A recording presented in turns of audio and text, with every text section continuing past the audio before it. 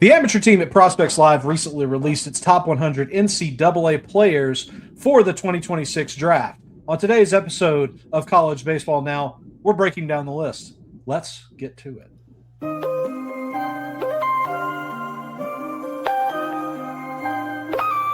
Yeah, ain't no problems, that won't problem with me, no. Yeah.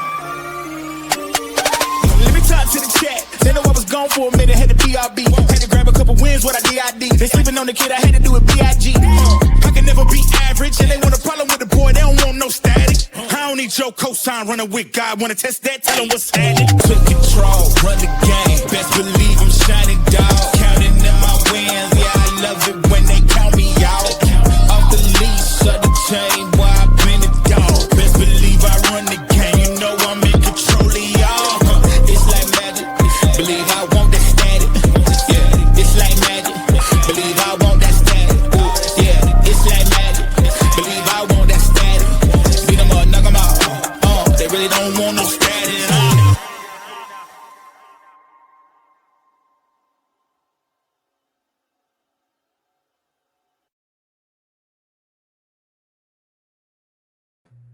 Much like the list, we've gone from 1 to 100 real quick, and we are back after the holiday break.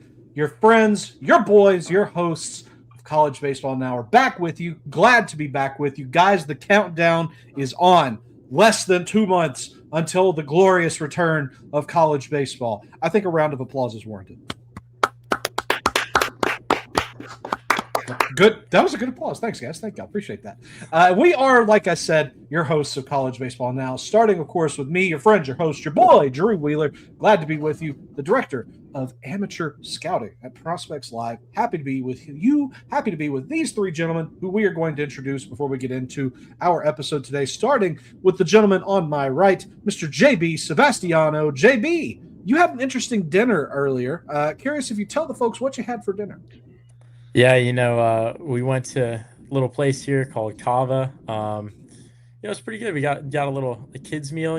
Don't sleep on the kids meal. You can eat it as a grown man too. Got a little chicken, some pickled onions, some cucumbers, tomato in there with a nice little tzatziki sauce, a pita, and some rice. It was pretty good.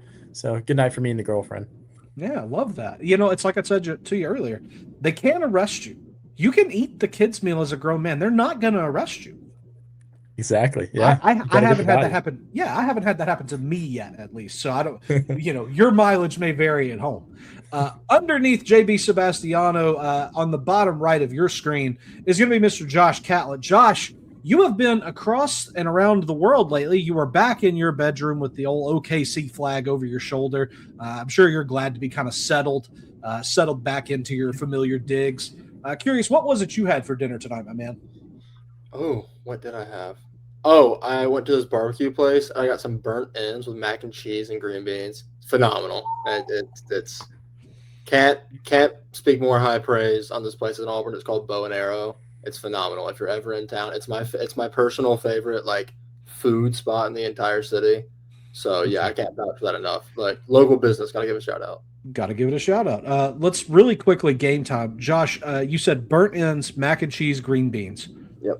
1 to 10, with 10 being I feel like a weightlifter today, and 1 being I feel like a slob today. Where does that fall on the Southern boy healthy level? Health. I mean, if we're going pure health, the green beans make you feel like you're eating healthy, but you're not. Yeah. The burnt ends, I'm gonna play it safe and go 6. Okay. But good protein, good green beans, mac and cheese can't be good for you though, and you just feel lethargic afterwards. Yeah, but it tastes good. That's really all that matters. You don't go to a barbecue place and be yeah, I'm gonna feel good about myself and my body afterwards. We're gonna throw it to our man from the West Coast, JB. What's the actual rating on the healthy dinner scale here? I mean, it's got to be a 3. I mean, it's got to be a 3. Look, it's not fried, and so that's a win for us down here. It's true. That's a lot of fat on the burn ends, Josh. I don't know. I've had them here. Trust me, I know. They're good though. They're great. It's good. That's all that matters. I don't go to a barbecue place to be healthy. I would go to somewhere like Kava for that. Hey, when we start criticizing a lot of fat, I'm gonna need us to really chill out. Okay, that's gonna start getting into my wheelhouse. I don't appreciate it. Down on the bottom left of the screen, a gentleman that knows plenty about the Southern cooking, but who is also well in shape. I think we're going to let him be the deciding judge here. It's Mr. Jake Bargery. Jake, lovely hat, my friend. The old P Live logo rocking it. It looks great. The new earphones, the new mic. He's a brand new man. I think you're in a new backdrop too, aren't you? You're in a new place in the house. Well, I just had to switch rooms. It is temporary, but yeah, Christmas was good to me this year. I got the headphones and the mic. We're all set up. So we'll recap you on Josh's dinner one more time. Burnt ends, mac and cheese, green beans. Scale of 1 to 10. Where does that fall on the healthy man dinner? I mean, like Josh said, I mean, if you're going just of all the food that you can find down in the South, it's definitely not the least healthy. Right. Yeah, there's definitely you could do worse. So I mean, if I'm 1 to 10, I'll split the difference and say a 5.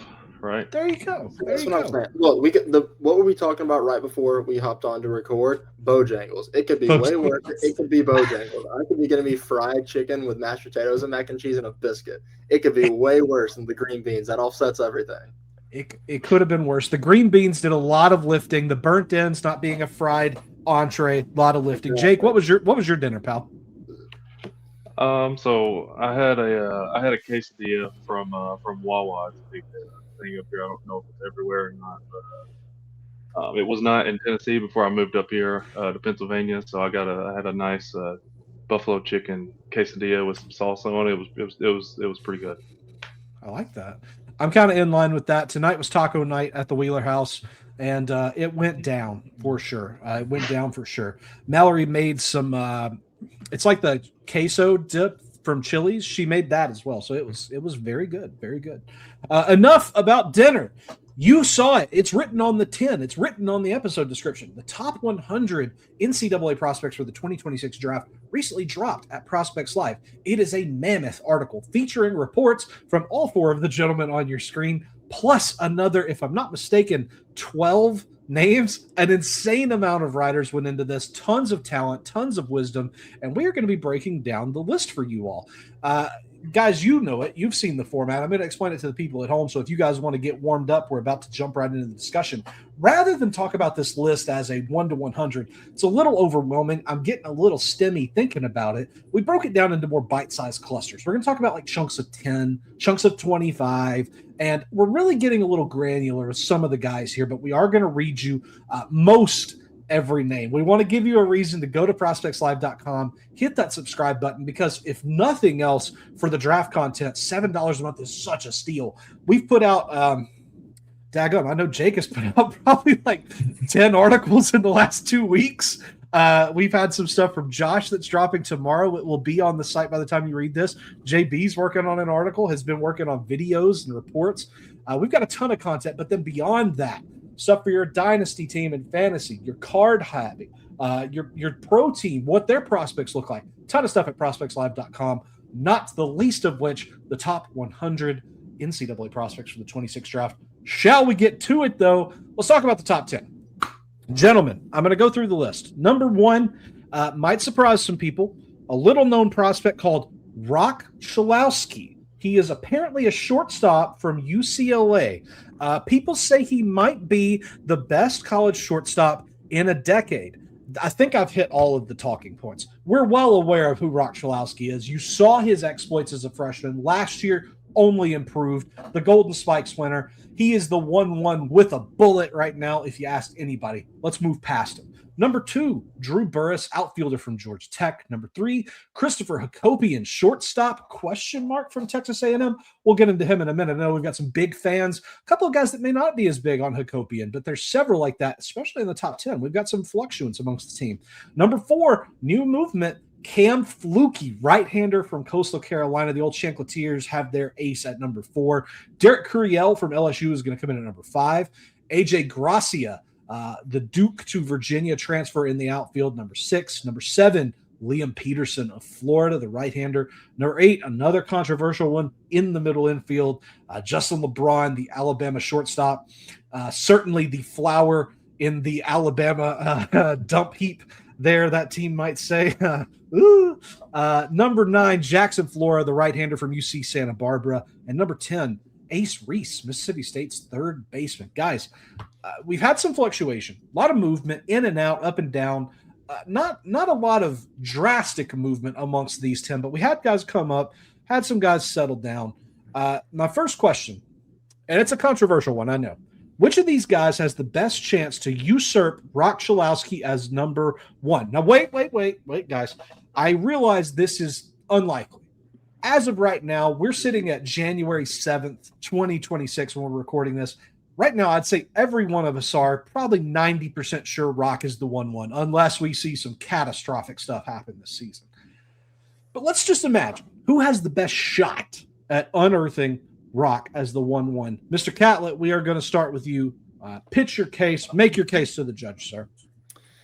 Yeah, I'm going to say, well, first of all, for the record, I don't think anybody is passing Rock. I feel like that's set in stone. But if it were to happen, I guess it's Cam Flukie from Coastal. I talked about him in our mid-major preview. He's a lanky 6'6" guy who had a 3.28 ERA and a 1 flat whip last year. He also had a K rate of 29% and 101 innings pitched. I mean, if you watch Cam Flukie on the mound, it doesn't take one of us to tell you how legit he is. He just passes the eye test with flying colors. It's a mid to upper 90s fastball with great ride, carry through the zone. He pairs that with an elite curveball that tunnels well with the heater before it just drops off the face of the earth, essentially. It's 4 solid pitches. It's great command. It's great extension down the mound. I mean, I think Perfect Game just announced him as their preseason pitcher of the year, and rightfully so. I mean, he's easily as good of an ace as there is in the country, and he has real potential to be the top arm drafted in July, if not top overall. Well said. Mr. Sebastiano, we're going to go to you. Unless my screen is deceiving me, there's a familiar name here. Who do you think has the best chance to usurp Rock? Yeah, so I'll start out with saying I think if he gets passed up, I think there's a good chance it could be a prep guy, but to go past that, I do agree. I think it will be Cam Flukie who would have to be the guy to do it. But on a side note as well, Josh already talked about and gave a lot. I'm going to pivot a little bit and talk about someone else.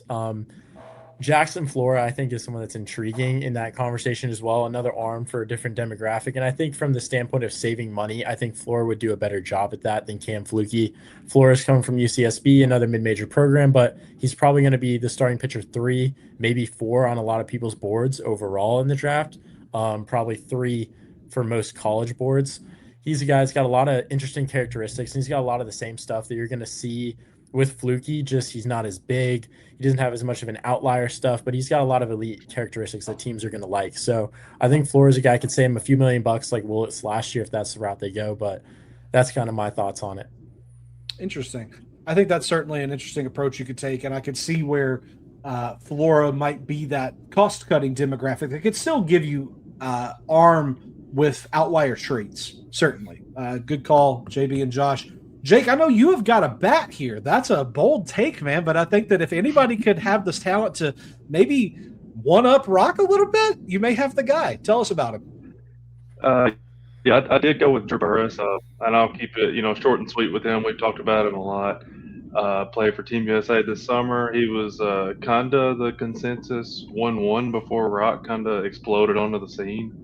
But at the plate, he covers the entire strike zone. He's got power to all fields. If you have a chance to check out a spray chart on Drew Burress's extra base hits, it is a fun thing to look at.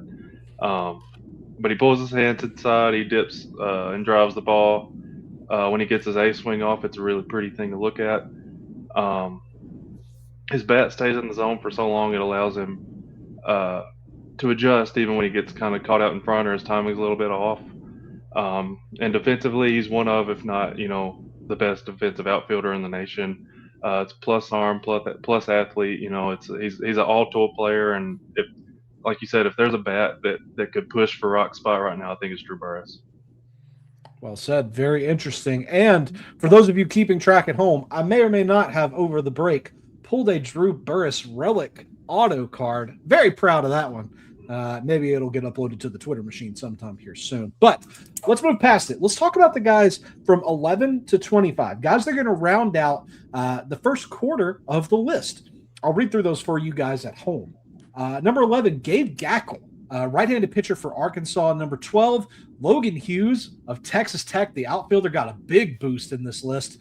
One of you looks really proud of yourselves for that. Number 13, Lucas Moore, outfielder from Louisville. Number 14, Tyler Bell, a Kentucky shortstop. A lot of contention there, too, from a certain one of you. I know we'll talk about Mr. Bell in a minute. Number 15, I think a favorite of all of us in this chat, Eric Becker, shortstop from Virginia. Another shortstop, number 16, Oregon's Maddox Maloney. Getting to 17, Zion Rose, the outfielder from Louisville. Number 18 is going to be Sawyer Stroh-Snyder, the TCU outfielder. 19 is going to be Chase Brunson, the TCU outfielder, back-to-back from TCU there in the outfield. Number 20, Chris Rimbert, Auburn's second baseman, really electric player. I think we all kind of said he's got to be higher in this update. Glad we got him there. 21, Jason DeCaro of North Carolina, the right-hander. 22 is going to be Caden Sorrell at Texas A&M. 23, Von Lackey, the Georgia Tech catcher. Number 24, Ryder Helfrich, the catcher for the old Hogs at Arkansas. And 25, staying about the same as he was on our first update, Aiden Robbins, transfer from Seton Hall to Texas in the outfield. Talented group, guys. A lot of talent there. 2 questions. Let's talk first. Which of these guys we just went through, which of these cats do you guys think has the best shot of finishing the year in the top 10? So a guy that really excels and is already well considered. I mean, this is a top 25 dude who can take the jump even to the stratosphere, the tippy top of the mountain. Jake, we'll start with you. Yeah, I'm going with Caden Sorrell, outfielder, Texas A&M.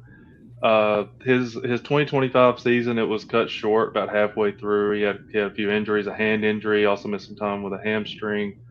But in the amount that he did play, his contact improved from 2024. The overall contact rates are still a little bit lower, hovering around 70%. But the chase rate, it's not too bad, but it goes way up with 2 strikes. I think I had it just over 50% chase rate of 2 strikes.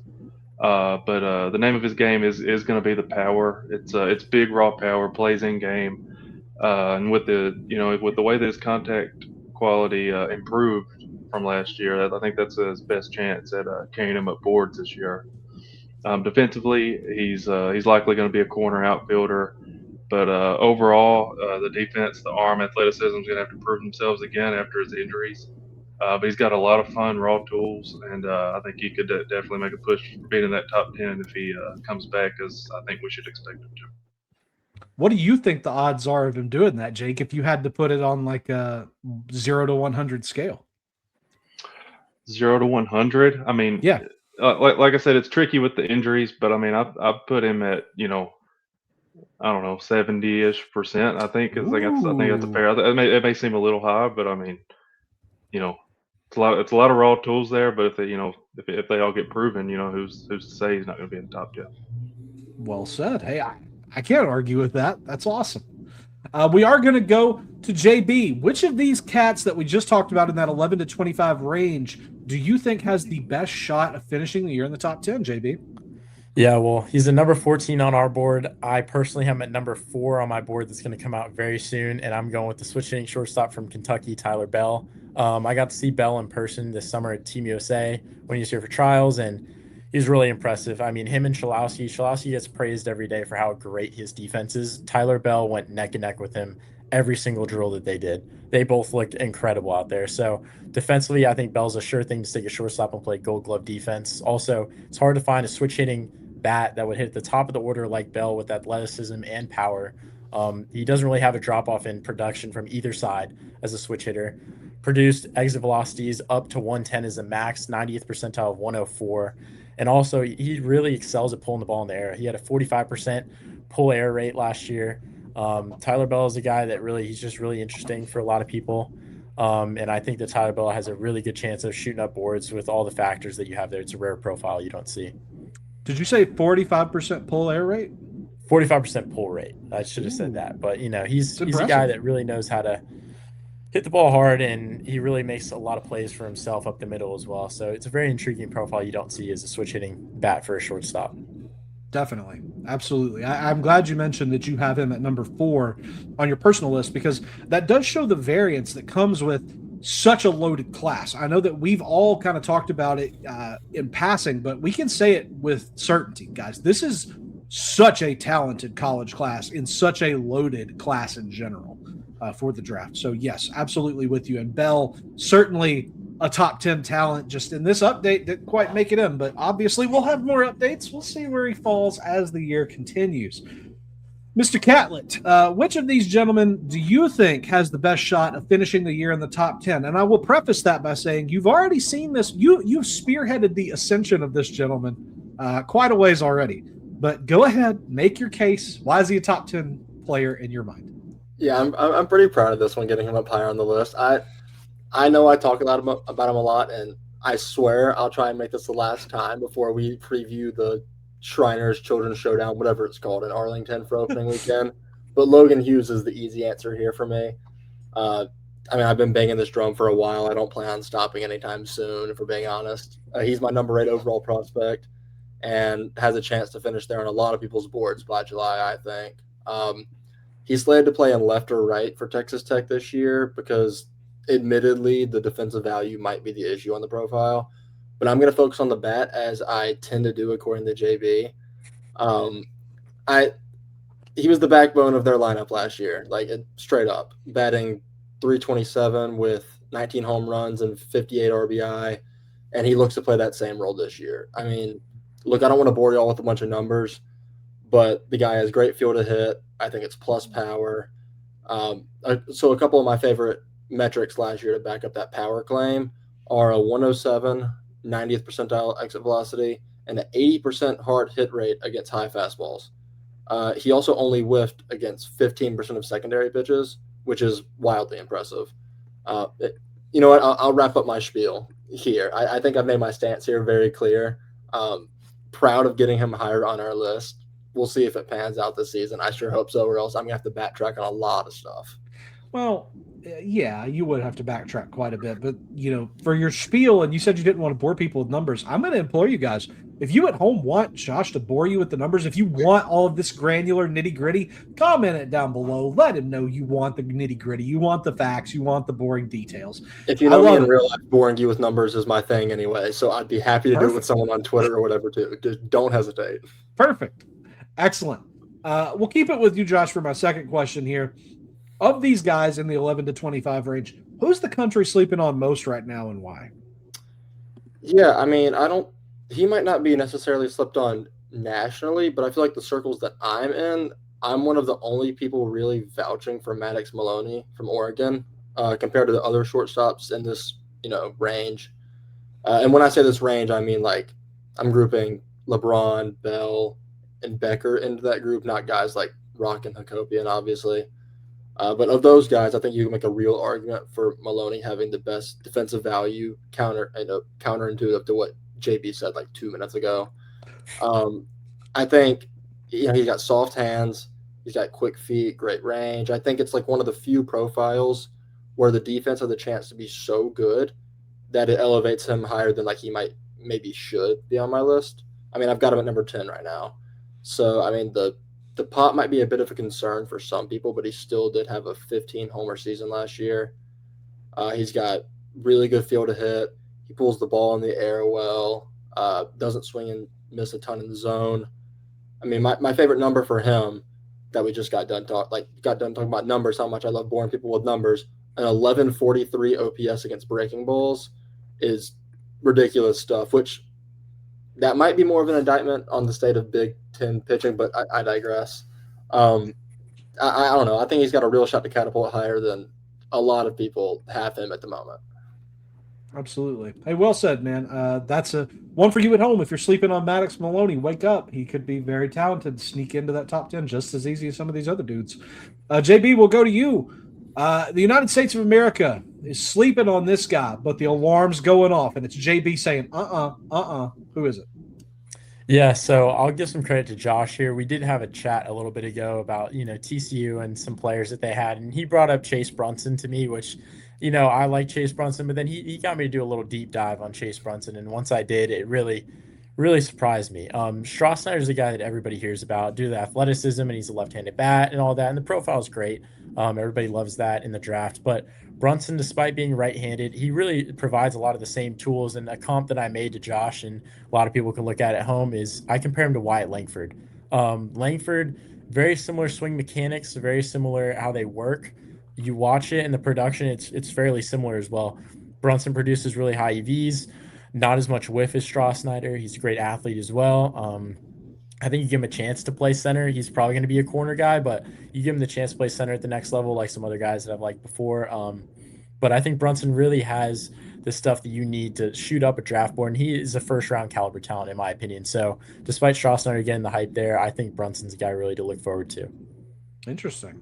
Very interesting. I like the way you kind of did the compare and contrast with Ian Stroh too. Almost a 2-for-1 for you guys at home in the TCU outfield. Mr. Bargery, we're going to come to you. The country's sleeping on some folks, and I think I might have to agree with your name here most. No offense to either JB or Josh, but man, I'm ready to ring the bell on this guy too. So tell us about who the country's sleeping on. Yeah, it's Virginia shortstop Eric Becker for me. It's back-to-back years with very high-level production. He had a 1070 OPS last year with 9 homers and 52 RBIs. He played on the Cape and with Team USA this past summer. He's got a lanky 6'3" frame with plenty of room to grow. He's a little aggressive at the plate and has a tendency to chase, but he's got really good bat-to-ball ability, and that makes up for some of that aggressiveness in the zone expansion. Becker, he hits fastballs really well, but I want to see better contact quality against off-speed pitches. Also, I want to see the power develop a little bit more. That would be with him, lifting the ball more, getting more usage out of his long limbs. Defensively, I think he can definitely stick on the left side of the infield, whether that's shortstop or third base. I think he should get a shot at playing shortstop at the next level. But he might be able to maximize his defensive abilities probably at third base as he fills out his frame a little bit more. Could make a move to second base as well. But as well-rounded as he is at the plate, I view him as a potential mid-first round guy. Could go even higher. I think a team's gonna take a chance on the bat. I like it. I'm with you, man. I'm with you. Everything I see about Eric Becker, it makes me more and more of a fan as time passes. So very happy to hear us plug him. UVA all the way. Am I right, guys? Yeah. A lot of support out of the chat for that. Thanks. All right. We're going to move on to the 26 through 50 range. We're going to round out the top 50 guys. And then we're going to get into some deeper fellas. I know all of you sicko mode guys at home, you're looking forward to hearing about some deep cuts, and we've got them. But we'll go through 26 through 50 now, starting with Carson Tenney, the Notre Dame catcher. We're going to go to number 27, Ryan Lynch of North Carolina, another right-hander out of UNC. 28, Blake Morningstar, going to stick with the theme of ACC righties there. Awesome. Number 29, Andrew Williamson, the UCF outfielder. All right, let's see. We're going to go to 30 at Tommy Lepore, TCU righty.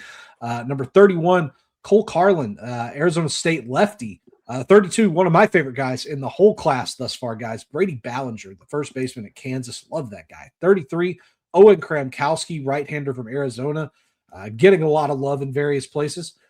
34, Ben Blair, the Liberty right-handed pitcher. We're very high on Ben Blair. Interesting, and I like that on us.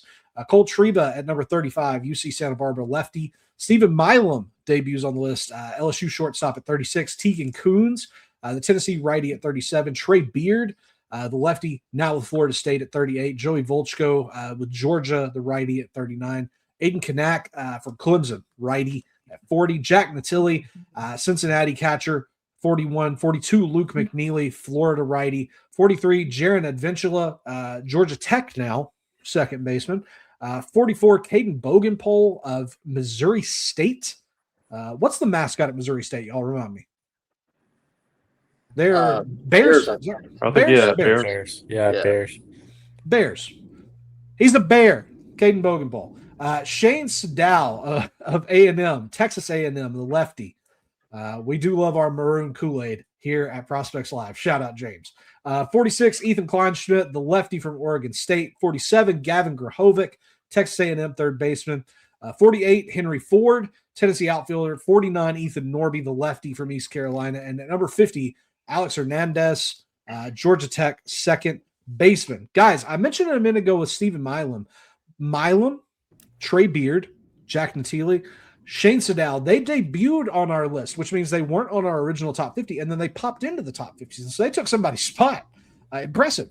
I'm curious, of that quartet, those four guys, who do you think will make the biggest impact in 2026? And much like we had Logan Hughes discussion from Mr. Catlett, just like we had Tyler Bell discussion from Mr. Sebastiano, maybe the most obvious question you'll answer all night, Mr. Bargery. Tell us about your boy, Trey Beard. I do love me some Trey Beard. He's coming over to Florida State from FAU this year. I just like watching him pitch. It's a really unique delivery from the left side. It's super deceptive, high slot. It's like the ball almost like surprises hitters when it jumps out of his hand, the way that it comes out. But the fastball, it's not an overpowering fastball. It's going to top out around 94. But it has the metrics you look for that allows it to play really well up in the zone. He gets a ton of chase, about north of 33, 34% when it's above the zone, and he throws it for strikes.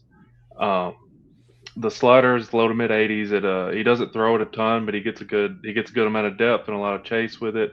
I would just like to see the pitch a little bit more for me to bump my grade up on a little bit. My favorite secondary of his is going to be his curveball. It's a mid 70s curveball. It does get a little bit loopy sometimes, but it's a really good change of pace, especially from that higher slot. And coming from a left-handed pitcher throwing a big curveball like that, it's not super common. He's also got a mid to upper 70s changeup. He throws it against both sided hitters, gets whiffs, could locate it a little bit better, but the movement is there. For Beard, there is room to grow in his frame, and if the command improves some and or makes a jump in velo with the fastball, he should make really big strides this year in terms of draft stock in a class where college lefties are kind of at a premium right now. For sure. I'm curious, Jake, you referenced kind of the two major things I think people could nitpick about Beard. Correct me if I'm wrong here. Between adding velocity to the fastball and developing a little bit more command, I think fastball velocity is going to be the one that might come easier. But which one of those do you think would be the bigger boon for his draft stock? I think you hit. I think it is the command because like I said, he's got room to grow. I think he's going to get some natural development with the fastball velo, as whether it's at Florida State or at the next level, whatever it might be. But I think if we really see him command the zone better, just overall with all of his pitches, I think that's going to be what helps him the most. I think so too. Well said, pal. Well said. JB, we're going to go to you. Of the quartet, Stephen Milam, Trey Beard, Jack Natili, Shane Sedal, who makes the biggest impact in 26 and why? Yeah, I'm going to go with another one that's kind of under the radar, I guess, in this group. It would be Shane Sedal. He's coming off of Tommy John at A&M, and when he was there, he had electric stuff. It's a really short, whippy, quick arm action. It's a ride fastball, gets up to the mid-90s, consistently 92, 93. And it's a hard bullet slider. It can get a little bit more run on it at times. It can get up to around 10, but mostly it's a more bullety slider. And then a solid changeup for a show pitch. I think for Sedal, it's really going to be how he comes back off of the Tommy John surgery. But if he can get back to close what his form was, he'll be a big piece for a A&M rotation that really struggled last year. So I think Shane Sedal is going to be a key for Texas A&M. Word. I do think he's going to be pivotal. We talk a whole lot about A&M, and it seems like the bats get a lot of love and a lot of attention. But Sedal is going to have to be impressive for them to make a run like I know that their fans are itching for in 2026. Well said, pal. Mr. Catlett, Joshua, you've got an interesting choice here. Maybe the guy that I would have chosen. I don't know. It's between he and Milam, but I'm curious. Tell us about Jack Natili. I think Milam is a good choice too, because I mean he's the guy that could put up like the best college numbers, get awards and whatnot, but he's on a really stacked team in general. I think it's a great question, but just like to answer the question specifically, I think of the guys listed, Jack Natili is clearly on the worst team, so I think it's pretty fair to say he'll have the biggest impact on the team. I mean, he looks to be the centerpiece for the team. I mean, as he slashed 338, 451, 556 last season with 9 home runs and 53 RBI. He's shown great arm strength behind the plate. I think his framing is a little better than people give him credit for, so there's real defensive value there on top of the offensive profile. The swing and miss stuff is admittedly a little concerning, but the power numbers are undeniable. It's some of the best in the class, honestly. I think he easily has the best value of these 4 guys in relation to the rest of their team, and he might be able to carry Cincy to a better season than last year. I mean, granted, I think the Big 12 is probably going to be improved as a whole this year, so we'll see how that works out. I think those are all very safe assumptions and certainly achievable for Cincinnati. I think is that a fair way to say it? It's achievable. That's a realistic goal. There's like a pretty distinct like top 6 to 8 teams in there, but Cincinnati could work their way in there easily, I'd say. That's a good way of saying it. It's easy to perceive them working their way into that crop, especially with a big year from a guy like Jack Teeley, behind the dish and at the dish. Guys, let's kind of shift directions here. Which of these players in this range is closest to, or maybe in, your personal top 25? Josh, we'll keep it with you. Yeah, Aiden Canuck, sorry. He actually barely squeaks into my top 25 at number 25. So I'll talk about him a little. Shout out our boy Will Dodge we were talking about earlier. Because I've had this thought in my mind for a little bit, but I didn't know the exact way to word it until he said it in a way that's kind of stuck with me. Guys with a 70 grade changeup and 60 grade command tend to pan out long term, and that applies to Canuck in my opinion. Guys like Shane McClanahan, Christopher Sanchez come to mind. Like, I know those are the best of the best, but you get the point. He had a 4.18 ERA last year with 110 Ks and 90 innings pitched. He's got a mid-90s fastball, curveball, and cutter on top of that changeup I mentioned earlier. And he's allegedly been working on a new slider grip this fall, so we'll see how that goes. But, yeah, I mean, he'll be an ultra-competitive Friday night guy for one of the ACC's best teams probably, and I'd bank on it working in the long term too. Sticking with the Dodgers' tenets for success there, yeah, long term may be better than this year, but either way, definitely expect to see some competitive stuff out of Mr. Canuck this year for Clemson. With you, Josh, with you for sure on him. JB, I have a premonition that you're going to stick with a pitcher here. Who's the guy that's closest to or maybe in your top 25 personally? Yeah, so for me, it's going to be Owen Kramkowski. And, this is kind of a different take than a lot of others here. And I know a lot of people have him high on their boards, but it's for different reasons than Josh. His production hasn't been as great as a lot of other guys you see, but Kramkowski this fall is taking a lot of steps forward. And at USA this summer when I saw him, same deal as Sadao. It's a really whippy arm motion, and he really gets down the mound well. It's a low launch slot as well. So he creates a lot of vertical approach angle, which is what a lot of people love about him. Even though the IVB may not show it, the vertical approach these days is kind of something up in the zone. It's a little more important. So the fastball consistently reaching the upper 90s now, but consistently it's sat in the mid 90s, 94, 96. And that's something that's helping him out too, gain of velocity. The slider is a really hard, tight, short slider, moving around 3 to 5 inches horizontally, and it has some positive break too as well. It's around +5 IVB, which is pretty impressive. Sits at 85 to 89. And then the changeup is something that's kind of a work in progress there. That's a okay show pitch, but if you can really get that down, I think for Kramkowski, he's got the stuff that a lot of teams and data models really like. So I think Kramkowski for me is at 25 in my personal one, but he's more of a data darling than a true proven commodity like Canuck, I'd say. I agree with that. And I love that you said data-oriented teams, ones that let me rephrase that, ones that rely heavily on their model. I think are really going to lean Kramkowski. I could say, well, I won't go that far, but I think he's certainly a day one guy right now for teams that are incredibly model driven. So with you there, JB, for sure. Like that call. Jake, we're going to go to you. And it looks like you're going to keep the trend of pitchers here that could be in your top 25. Tell us about who you like the best of this group. Oh, sorry, I was muted. Sorry. I am going with another pitcher. I'm going with another ACC pitcher in a Blake Morningstar.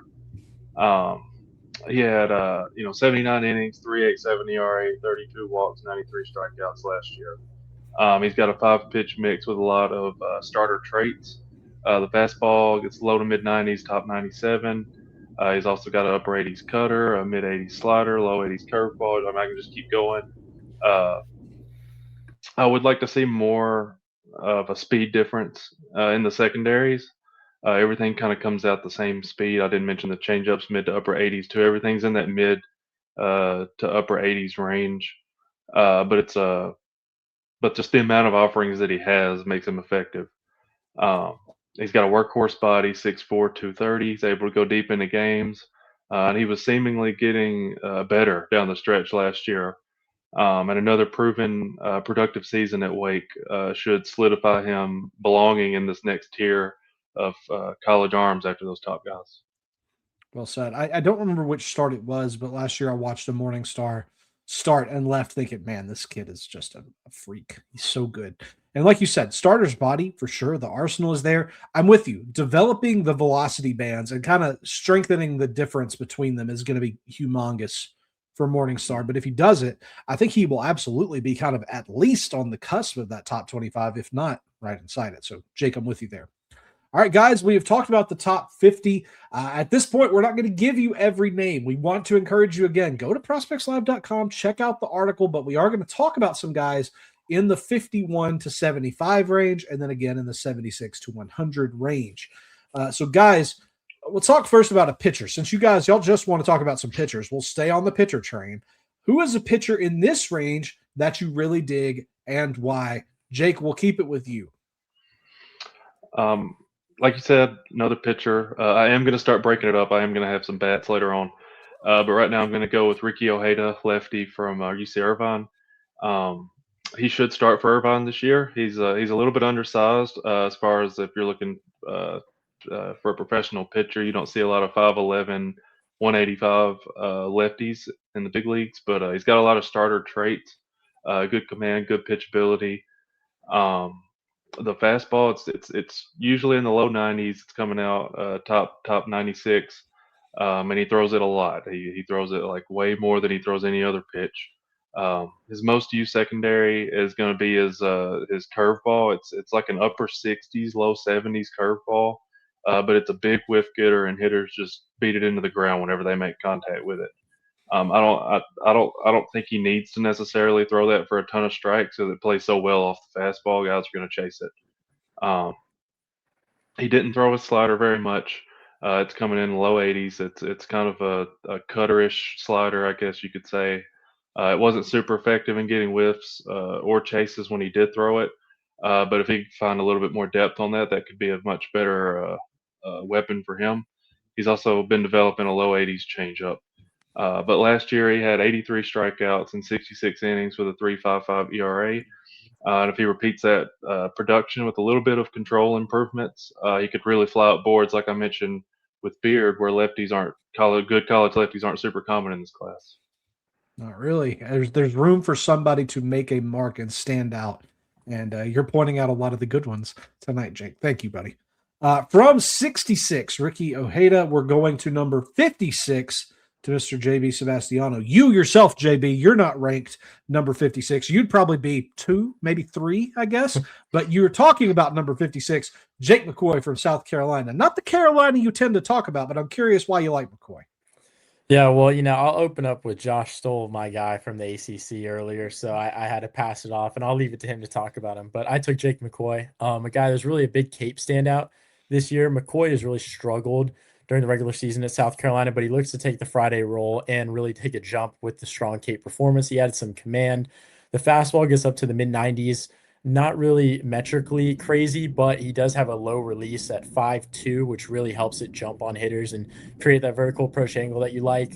The slider is a high spin 2800 slider in the mid 80s, around 7 to 8 inches of horizontal movement, and the changeup really does well at killing vert around 2 IVB, and he kills the spin as well at 1800. He does a really good job at that. I think for McCoy, it's going to be continuing the command and dominance that he showed this summer in the Cape, and really just translating into SEC play because that's been his biggest issue.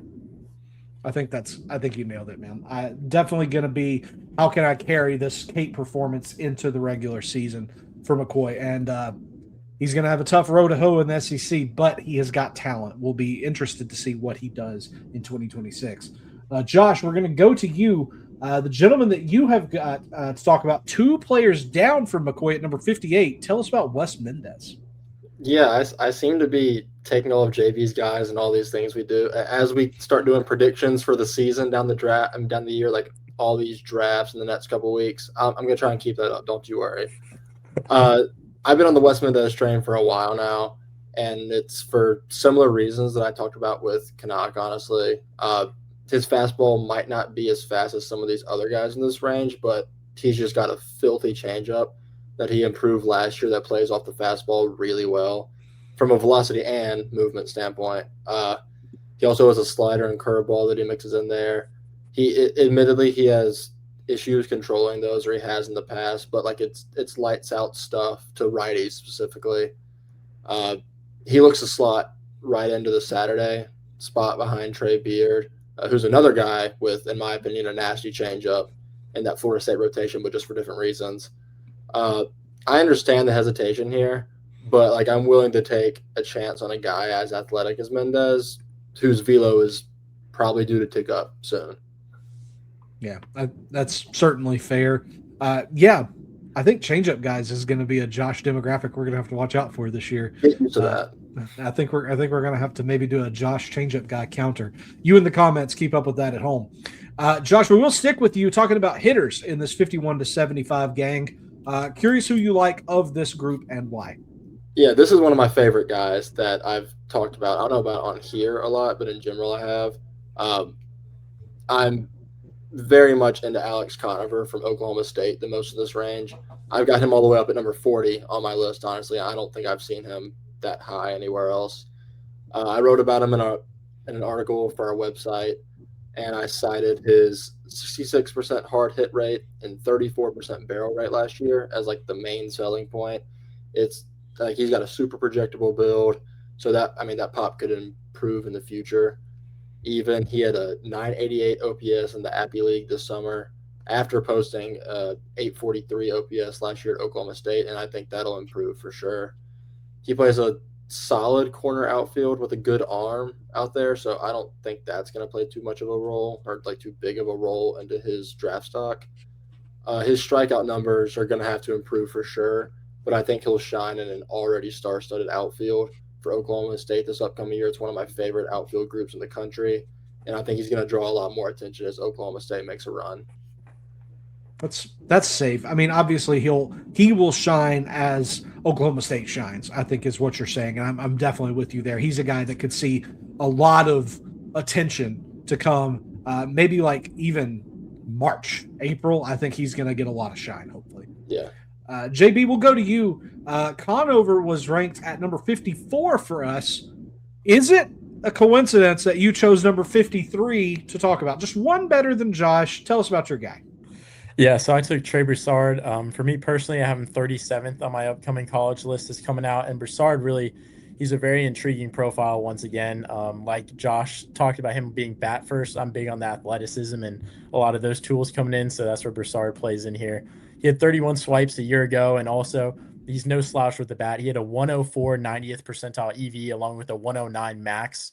Broussard is a guy that can really swing it. He's got some power there that if he can find a way to lift the ball a little bit more, I think he's going to run some more home run power in game.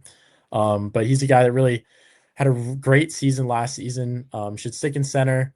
He's going to be a guy that finds extra bases with the speed, and he should be able to take extra bases when he needs to as well. So I think Broussard is a very undervalued profile as an athletic bat, left-handed, and he's got some great EV numbers. I think somebody's going to really fall in love with Broussard and take him on day one, I think. I think so too. Broussard is a guy that's getting a ton of love here lately, and I was glad to see him take the rise that he did. I was almost convinced by several of you to sneak him into the top 50, and I think as this list continues to evolve, that could be something that happens pretty easily. Mr. Bargery, we're going to come to you now for a batter. Right in that same range, number 57 is your gentleman. I'm curious if you'd talk about another of the TM Jake guys from this year's draft. Yeah, a little bit. I watched a lot of Big Ten baseball last year, and I kind of fell in love with Ryan Kuchrak, shortstop from Northwestern. He transferred to Northwestern from LSU before the 2025 season, looking for more playing time, and it really worked out in his favor. He did struggle on the Cape a little bit this past summer, but in the regular season for Northwestern, he had an OPS over 1,000 with 18 homers. He's tall. He's got a tall, lanky build with plenty of projection. He stands really tall in the box with super twitchy swing mechanics. It's plus bat speed, high average exit velos. The bat to ball is a little bit of a concern. He crushes fastballs, but he needs to be better against breaking balls in particular.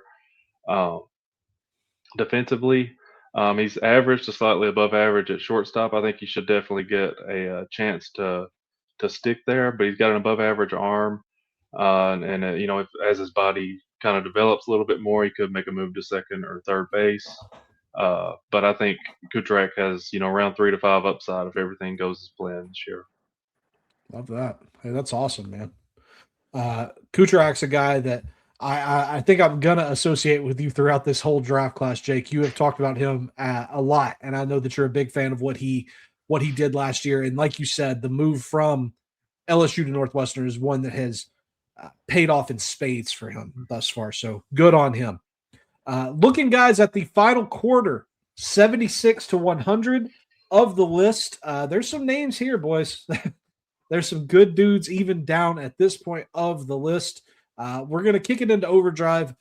Give us your rapid fire thoughts on these guys so we can get out of here. First, we'll start, Jake, with you. We'll go to a pitcher. We've talked pitchers a lot, but a pitcher in this range, 76 through 100, that you really like and why. I'm going right-handed pitcher Russell Sandifer. I think we have a number 84 on our board. He's transferring from UCF. 50 innings, sub 3.5 ERA last year at UCF. Low to mid 90s fastball, can get up into the upper 90s when it's at its best. He's got an upper 80s cutter, not really his best offering, but it's fine. In moderation, needs to be probably his fourth pitch going forward. He's got a couple off-speed pitches, slider in the low to mid 80s, changeup in the low 80s, gets big whiff and chase with both of them. He also has a curveball. It's a little bit of a work in progress at the moment. But it's a wiry frame with room to grow and to gain even more velocity. In his first year in the SEC, he has a chance to fly up boards pretty early. I think so. Sandifer's a guy that, like you said, a couple of his pitches are just different looks right now, maybe, if that's a good way to say it. It's just another look. But I've seen a lot of study that is a helpful thing, even as they're developing, just having that other look can let that fastball that, as you said, gets to the high 90s, it can really eat. JB, we'll go to you. A pitcher in this range you really dig and why? I went Jacob Duden from NC State, and Duden, he's most likely going to be a reliever long term, but he'll probably get a chance to start again this year at NC State. I think Duden this year, the biggest thing is he added the two seam. It killed a lot of IVB and added a lot of horrors there. Sticking around the 5 or less IVB and getting up to 20 horrors, it really helped him out, and he gets it up into the upper 90s at times when he's fresh. He usually sat in the mid to low 90s last year when he really got going. He was 91, 93 at the end. In the middle of the year, he was like 93, 95. But when he was fresh at USA, he was 97 to 99. So that's something for him. You keep him in the pen, he could be really electric. Short dart slider as well. A lot of teams love it. 85 to 88 miles an hour. Only 4 inches of horrors. It's just really sharp late life there. Almost cutterish. It's a great pitch. And for him, he added a changeup that's been more of a show pitch, but should help him get through the year as a starter if he wants to be in that role. But long-term, I see him being as a high leverage reliever in the big leagues for somebody. With Duden, who we had at number 94, JB, I'm going to have you clarify. I just realized people at home may not know what you mean by whores. I don't want to speak to Duden's personal life and what he's into, but you're referring to horizontal movement on those pitches, yes, right? H-O-R-Z, horizontal. Yeah. Wanted to clarify that. Shout out Jacob Duden at home. Josh, we're going to go to you, man. A pitcher in this range that you really like. Yeah, I'll take a guy I was actually against for a while, and then I saw the light, I guess you could say. Jack Radell. He had a 3.58 ERA with a 1.05 WHIP last year for Notre Dame. He's a projectable 6'5" guy who sits about 91, 94 from the mound, but he's touched 97 in the past. This is oddly specific, but I find it cool. He led all SEC and ACC pitchers last year in extension, which is just a long way of saying the dude gets down the mound with ease. He has 5 pitches, but oddly enough, his best pitch might be his cutter. It serves as a nearly perfect bridge between his fastball and slider, and he produced roughly 35, 36% whiff on it last year. On top of that, he's got a curveball and a changeup that are just all right, but they get the job done. And he's proven that he can throw strikes at a high level. So if he can just like refine that arsenal a little bit, he's got easy day one upside. I've loved this shout. The more I think about Raydell, the more I think about what I saw of him last year and the potential to see even one of those kind of different look pitches improve. This could be a guy. This could be a guy. His max velo, if I'm not mistaken, is a little substandard. I mean, it's not as flashy if I'm remembering right, but the traits here are very strong. Josh, is that right? Yeah, I'd say so. I mean, like the velo does its job. Like it's like I said, it's like 91 to 94 typically. Yeah. It's probably going to end up sitting like 93, 94, which is well above average. So Yeah. that plays. But the traits are like certainly nice. I mean, it's going to play faster, like I said, with the extension. If he extends on the mound that well and continues to do so, it's going to play way faster. And again, that kind of trends when you talk about, again, the extension, everything's going to play up because it's just coming to the plate that much quicker further down the mound. Well said. Josh, we'll keep it with you. Which hitter in this group are you the most into? Another very obvious answer, I feel like. If you happen to read the Festivus article, the Team Gripes article, which got a lot of love on Twitter. Thank y'all. Tell us about your guy that we had ranked number 87. I was planning on shouting out the Festivus article when I was talking here, but you did it for me. So there we go. Thank you. Thank you. I'm really high on Chris McHugh, and I honestly have a hard time understanding why his stock isn't higher across the board. I really do. I know JB has opinions on it, but that's for a different day. He's number 55 on my personal board, where I'm going to end up – I'm going to end up putting him on a preseason All-American team somewhere when I release those. The lack of defensive value and the kind of unpolished, I guess you could say, approach at the plate is probably what's holding him back in our list and others. But I think the bat-to-ball skills and the, frankly, ridiculous pop make up for it. I think his 90th percentile EV was like 109 or something like that. Like I know there's not a ton of value in first baseman in the draft, especially really high, but I'd be shocked if he's not one of the best in the country and one of the first taken, if not the first taken. I mean, he's not the most athletic guy in the class, but I'd be shocked if he doesn't perform at a high level at state this year, especially when he batted, I think, 365 last year. He's going to be impressive. Certainly one of the first basemen, at least at this level, especially at this level, to watch going forward. Well said. JB, again, maybe a little predictable, but that's probably just because we talk ball so much that I see this one coming from a mile away. Tell us about your guy that we had ranked at number 79. Yeah, so shout out back to our transfer portal draft, episode. You'll know who I'm taking right here. TJ Pompey from Arkansas.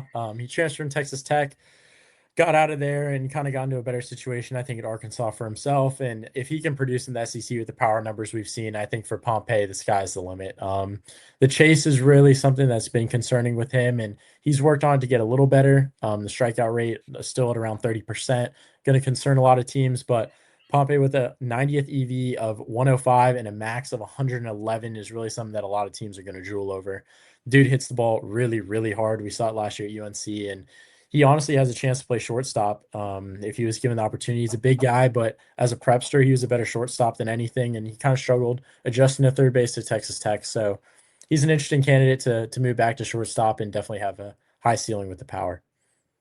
I think so. Speaking of a shortstop, Jake, we're going to go to you for your hitter in this 76-100 group that you're the most into, and why your guy ranks number 77. I went with Jackson Willits, shortstop from Oklahoma.